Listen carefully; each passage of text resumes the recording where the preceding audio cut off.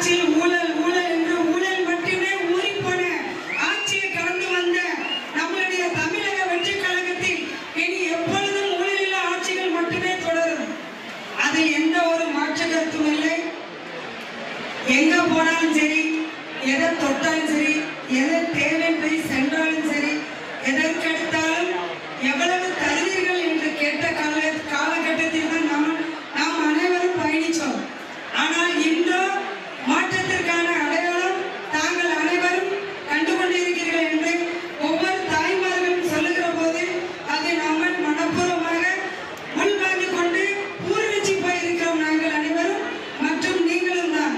இதையெல்லாம் பார்த்து கொண்டிருக்கும் நம்மளது மாண்புமிகு முதலமைச்சர் அவர்கள் உண்மையில் மெய்சிலிர்த்து போய் கொண்டிருக்கிறார்கள். காரணம் என்னவென்றால் இன்னைக்கு ஒரு அரசு அலுவலகத்திற்கு சென்றால் முன்பெல்லாம் என்ன விஷயம் வந்தீங்க, என்ன சொல்லுங்க, வா போ என்று சொன்ன காலமெல்லாம் மாறி வாருங்கள் உட்காருங்கள், ஏன் நின்று கொண்டு பேசுகிறீர்கள், உட்கார்ந்து பேசுங்கள் என்று அளவிற்கு மாற்றம் வந்துவிட்டது.